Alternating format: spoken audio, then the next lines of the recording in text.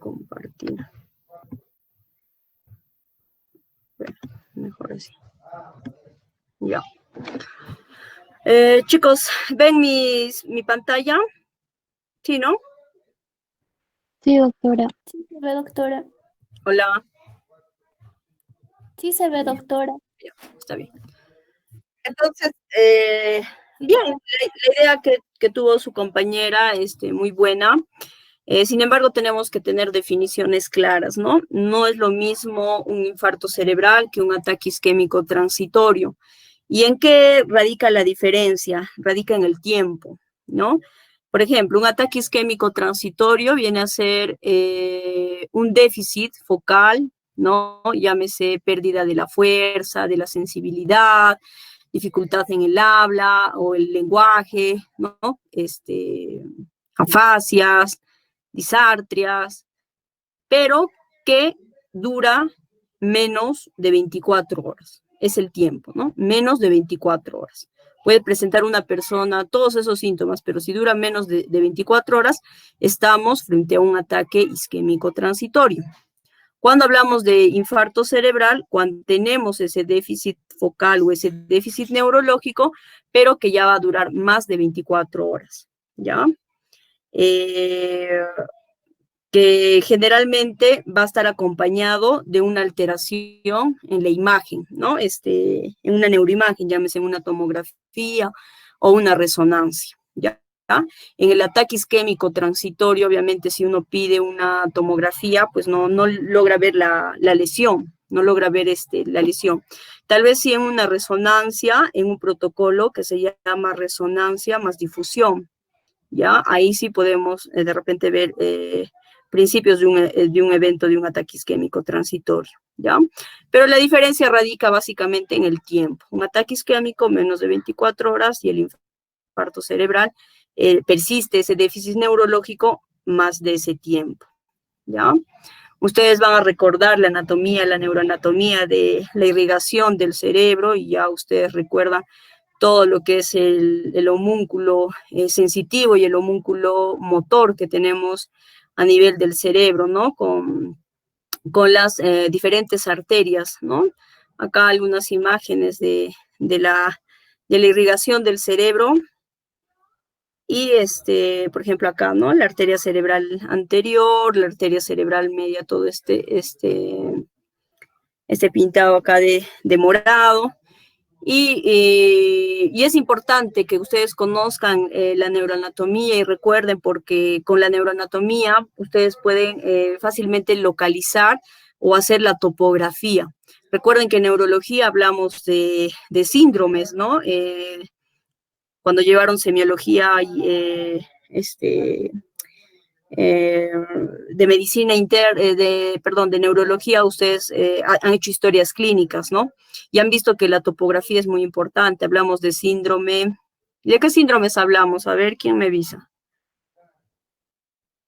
¿Qué tipos de síndromes hablamos? A ver. Manuel Zúñiga Caballero, ¿estás por ahí? Manuel, ¿estás por ahí? ¿Qué síndromes que tú te acuerdas de tu clase de semiología? ¿Con quién han llevado? ¿Con mi maestra, la doctora Díaz? No, doctor. Yo llevé con el doctor Velarde. Con el doctor Velarde, con el doctor Rafael Velarde. Es mi colega también. Entonces, ¿qué síndromes tú te acuerdas que en la parte semiológica tenías que identificar en la historia clínica? ¿Te acuerdas? Por ejemplo, síndrome piramidal o neurógeno periférico.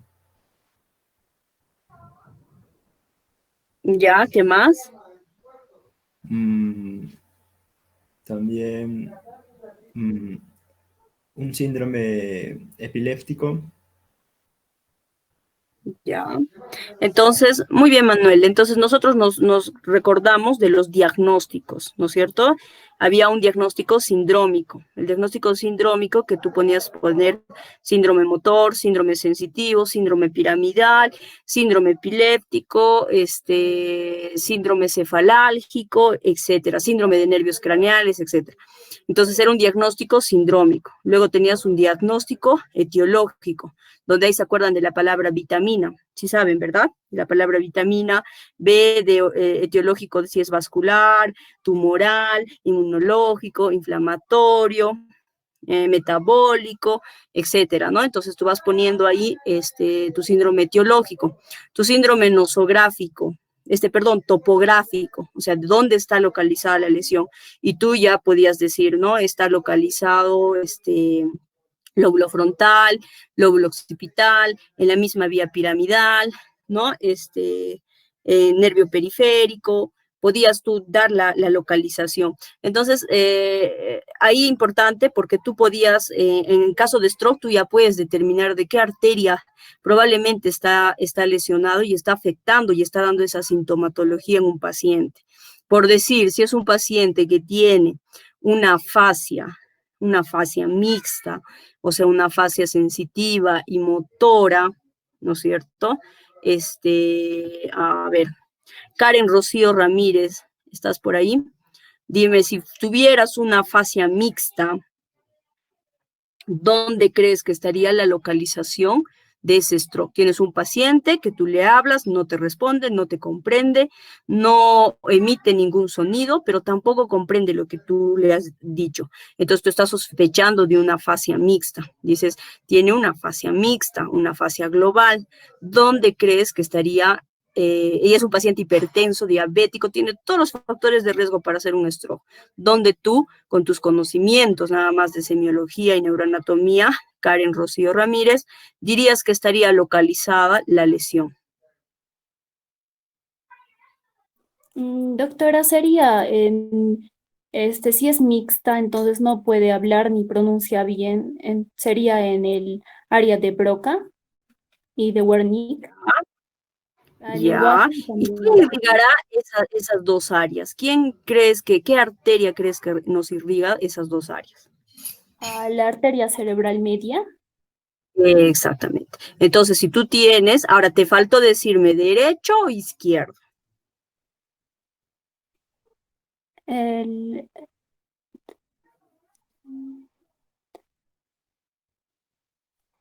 Doctora, no escuché bien en la sintomatología porque Ya no, solamente tiene una fascia global. Te digo, paciente de 80 años, que es diabético, es hipertenso, no tomaba sus pastillas, no realizaba ningún control, era obeso, también tenía su colesterol en 350 y viene a la emergencia porque de manera brusca presenta dificultad en el lenguaje, no comprende, no emite, al examen físico tiene una hemiparesia.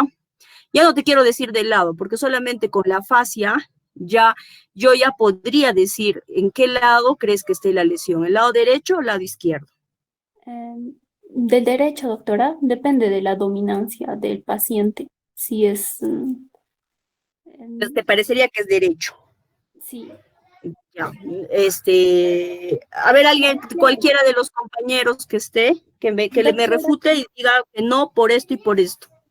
Doctora, sería izquierdo, porque como es contralateral.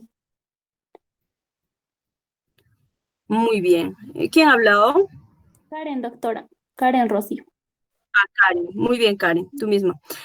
Claro, ¿no es cierto? Entonces, la dominancia no se olvide, ¿no? El lenguaje está en el lado dominante y recuerden que la vía es cruzada, ¿no es cierto? La vía piramidal es una vía que es cruzada. Entonces, sería el lado contralateral. Entonces, yo te tendría que decir, tiene una fascia y además tiene una hemiparesia del lado derecho, ¿no? Entonces, a eso voy, ¿no? Que ustedes tienen que recordar toda la parte de la irrigación, ¿ya? Yo les voy a poner acá, me pasaría toda la clase, las 2 horas hablándoles solamente de irrigación y solamente de neuroanatomía, pero ustedes ya lo han llevado, así que les voy a pedir que repasen toda la irrigación y lo más importante, ¿no? Cada una, cuáles son sus funciones. Obviamente ustedes tienen que acordarse también del homúnculo motor y sensitivo para que ustedes puedan determinar dónde es predominio el déficit motor. Por ejemplo, les digo acá, tengo un paciente hipertenso de 90 años de edad, igual es un paciente que no tomaba su pastilla y viene de pronto, pero este paciente tiene una monoparesia una monoparesia del lado derecho, ¿ya? De la pierna, tiene una monoparesia. Al decirles monoparesia ya me estoy refiriendo solamente a una extremidad, en este caso del miembro inferior del lado derecho. Solamente dándoles ese dato nada más. A ver, ¿dónde está? A ver. Claudia Lely Vargas. Claudia, ¿estás por ahí? ¿Dónde crees que esté la lesión? Claudia es un paciente hipertenso de forma brusca, estaba caminando en su casa y de forma brusca presenta debilidad de la pierna del lado derecho. ¿Dónde crees que está la lesión? Doctora, sería del lóbulo. ¿Podría ser el parietal? No. A ver, alguno de los compañeros, algún varón, muchas de las chicas me estaban hablando. Doctora, presente, Rodrigo. Rodrigo, a ver, Rodrigo. Sería, es de izquierda, ¿no? Rodrigo. Ya, muy bien, ahí ya partiste, ya localizaste, porque es contralateral. Si está al lado derecho, el stroke, ya sea hemorrágico o isquémico, debe estar al lado contralateral. Al lado izquierdo. En la arteria cerebral anterior izquierda. Podría estar la lesión. Muy bien, claro, miren acá ustedes la imagen, ¿no es cierto? El pie, ¿dónde está? Acá, el homúnculo de Penfield, ustedes ven, y acá está la pierna, ¿no es cierto? Está metido. Entonces, si ustedes tienen un infarto a nivel de este lado, van a tener pueden tener una hemiparesia, ¿ya? Pero va a ser a predominio crural, o sea, predominio de miembros inferiores. Entonces, vuelvo a repetirles, esta parte que ustedes la ven acá, este grafiquito dice mucho, ¿no? Ustedes con el gráfico tienen que recordarse la irrigación de todo, ¿no? De todo. Obviamente acá tiene labios, cara y todo esto. Puede haber una parálisis facial, pero ¿de qué tipo? De tipo central. Recuerden que la parálisis facial puede ser periférica o central. La periférica me permite cerrar los ojos, ¿no? Pero la central no, solamente es afectado el tercio inferior de la cara. Entonces, ustedes también por ahí pueden localizar. Por eso es que uno de los síntomas cuando veíamos en el video, la cara, los brazos, ¿no es cierto? Entonces, la cara, la simetría facial, pero hay que hacer el diagnóstico diferencial con una parálisis facial periférica, que, ojo, también puede haber en stroke, en los síndromes alternos o en los síndromes cruzados, ya que ese es otro tema que ahorita no lo vamos a tocar. Pero no es lo más frecuente. En una parálisis facial central, en una paresia central facial, sí tenemos que asustarnos y sospechar un daño a nivel central, más no periférico de nervio, ¿ya? Entonces les voy a pedir que repasen esto, ¿ya? Pero sí los veo que se están ubicando en la irrigación. Acá tienen otro gráfico igualmente de la irrigación, repasen, dibujen, ¿no? En sus cuadernos, para que ustedes puedan repasar todo lo que es la irrigación. La manera de repasar es haciéndolo, ¿ya? Entonces, eso para que ustedes lo puedan repasar. Obviamente también tienen al polígono de Willis, ¿no? Quienes lo forman y todo eso, y que también forman parte de la irrigación. ¿No? Esto también, ¿no? Una manera didáctica de poder ver qué arterias son las que van inervando la parte, van irrigando el cerebro, ¿ya? Igual acá. Entonces, lo que su compañera había dicho, ¿no? Tenemos en stroke, puede ser isquémico o hemorrágico, puede ser una enfermedad cerebrovascular isquémica hemorrágica. En la mayoría es isquémico, un 85%, y el hemorrágico un 15%, ¿ya? El hemorrágico, a su vez, se puede dividir en intraparenquimal, intraventricular y el subaracnoideo. Y los isquémicos pueden ser, vamos a ver, hay una clasificación, acá solamente he puesto dos, embólico y trombótico, ¿no? Pero vamos a ver que hay una clasificación, que de hecho es pregunta de examen, donde vamos a ir viendo cuáles son las otras posibles etiologías. Los factores de riesgo que ustedes que siempre me gusta preguntar a los internos, me gusta preguntar cuando pasamos la visita a los estudiantes, son los factores de riesgo, ¿no? Entonces yo les pregunto, ¿cuáles son los factores de riesgo de un stroke? Los no modificables y los modificables. Los no modificables, o sea que no podemos hacer nada, ¿no es cierto? Ya es algo con la que no podemos controlar. La raza, el sexo, la historia familiar, genético, ¿no? Todo eso. Modificables que sí podemos, ¿no es cierto? La hipertensión, la diabetes, las dislipidemias, el ataque isquémico transitorio, un SB previo, una estenosis carotidia, una enfermedad cardíaca, el consumo de tabaco, alcoholismo, aumento de la homocisteína, disminución de folato, aumento de fibrinógeno, aumento de anticuerpos anticardiolipinas, y obesidad e inactividad física, sedentarismo, ¿no? Los anticuerpos anticardiolipinas, mucho ojo ahí, ¿ya? Los mecanismos, ¿no? Y estos son los mecanismos para producirse un stroke. La hipoperfusión, la trombólisis, el embolismo y el cardioembolismo. Desorden de la enfermedad cerebrovascular. Y esto es pregunta de examen. Esta es una clasificación que viene desde 1994, que es la clasificación, es todo un artículo en Stroke del TOAST, que nos da la etiología, ¿no? Según la clasificación del TOAST, la enfermedad cerebrovascular ¿no? Tiene las siguientes etiologías. Entonces, ustedes tienen que saber esto, ¿no? En la historia, cuando ustedes pasan visita o cuando están, ¿no? Les preguntan, ¿cuál es la etiología del stroke? Entonces, ustedes ya, pues, ¿no? Según el artículo de TOAST, tenemos el cardioembólico, la enfermedad de vasos grandes, o también llamado aterotrombótico, la enfermedad de vasos pequeños o infartos lacunares también se llama, 20%, desconocido un 27% y de causas raras un 3%, ¿ya? Entonces, cada uno tiene su definición. Obviamente, el cardioembólico, el primero a la cabeza, está la fibrilación auricular. El aterotrombótico, bueno, tenemos ahí las enfermedades de la carótida, donde vemos la obstrucción de los ateromas a nivel de las carótidas. Y las enfermedades de vasos pequeños o lacunares son más en pacientes hipertensos que tengan presión alta, ¿ya? Son lacunares o vasos pequeños porque los infartos son bien pequeñitos, ¿no? Bien chiquititos. Entonces, ¿cuál es el objetivo de la evaluación? Primero es determinar si el paciente es candidato a terapia aguda. ¿Por qué?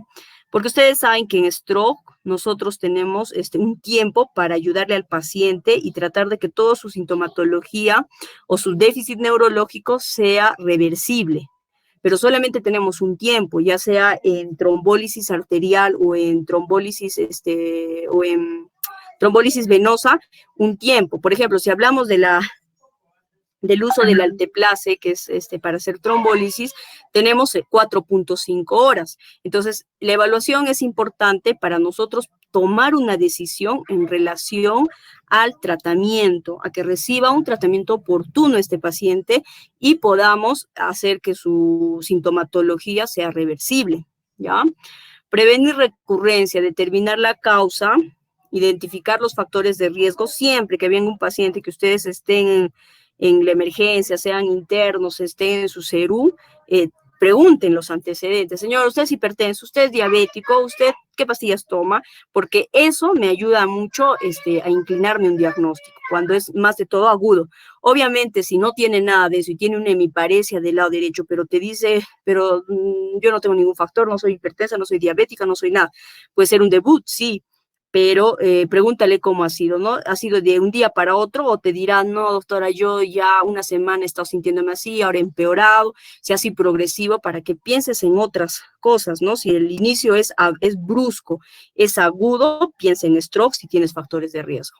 Si tienes, si no tienes un inicio así, sino un inicio más insidioso, más progresivo, y todo de más de tiempo, piensa en un tumor o en otra patología. Nos ayuda para prevenir las complicaciones, ¿no es cierto? Tempranas y tardías, ¿no? Entonces, esto es un estudio que realizaron en el año 2000 en el Instituto Nacional de Ciencias Neurológicas, donde vemos que perdón, esto no es del instituto, esto es del LISA, del MINSA, de la Oficina de Estadística e Informática, donde una de las patologías más frecuentes, es justo después de las infecciones respiratorias, son las enfermedades cerebrovasculares, ¿ya? Otra pregunta que siempre puede por ahí, ¿no? ¿Cuál es la primera causa de discapacidad en los pacientes en el Perú y el mundo?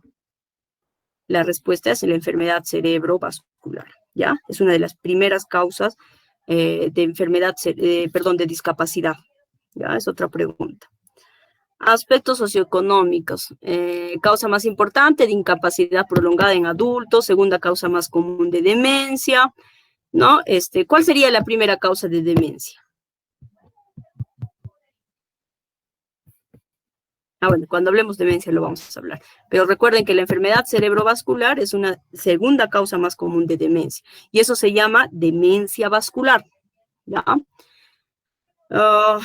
Y bueno, es dentro de las 3 primeras causas de muerte, dentro de los 30 días, un 15 a un 30%, a los 6 meses el 30%, y obviamente no solamente en Estados Unidos, sino también en el país, es el que más invertimos en estas enfermedades, ¿no? Ahí les hablaba del TOAS, que ha sido desarrollado en 1993, pero publicado en el año 93, bueno, 94 lo leí, ya. Y acá ustedes tienen ese artículo, ¿no? Para el que quiere darle más revisión a la clasificación del TOAS. De hecho, cuando vayamos a llevar la práctica, les voy a compartir también el artículo, pero si a alguien le interesa y quiere estar leyendo en relación a esta clasificación del TOAS de pequeño vaso, de grande vaso, de causa indeterminada, etiología indeterminada o otras causas, lo tienen acá, ¿ya?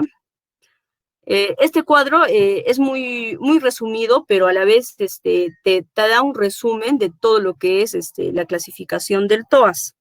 Y ustedes tienen el ictus, el isquémico, el hemorrágico. El isquémico se divide en focal o global. Y el focal puede ser un TIA, o un ataque isquémico transitorio, y un infarto cerebral. Y la etiología puede ser aterotrombótico, cardioembólico, lacunar, de causa inhabitual y de causa indeterminada. Y si hablamos del hemorrágico, tenemos la hemorragia subaracnoidea y la hemorragia cerebral. Pero a su vez la hemorragia cerebral puede ser parenquimatoso, cuando afecta el parénquima, ventricular, cuando hay una hemorragia ya a nivel ventricular, intraventricular, y la parenquimatosa puede ser lobular, profunda. Profunda es cuando es a nivel subcortical, ¿no? Llámese putamen, núcleo pálido, cápsula interna, ¿no? Ganglios basales, tronco encefálico y cerebelosa. De acá, bueno, la hemorragia subaracnoidea, que ya vamos a ir viendo más adelante la clasificación de Fisher y todo eso, ¿no? Entonces acá tienen ustedes, según la edad, ¿no es cierto? Según la edad, cuál era la causa, ¿no? Los subgrupos de etiología por causa y grupos de edad, ¿no? Dependiendo de en qué grupo etario estaban, ¿no? Bueno, este es un estudio en el Mogrovejo, donde se vio, ¿no? Quiénes estaban más afectados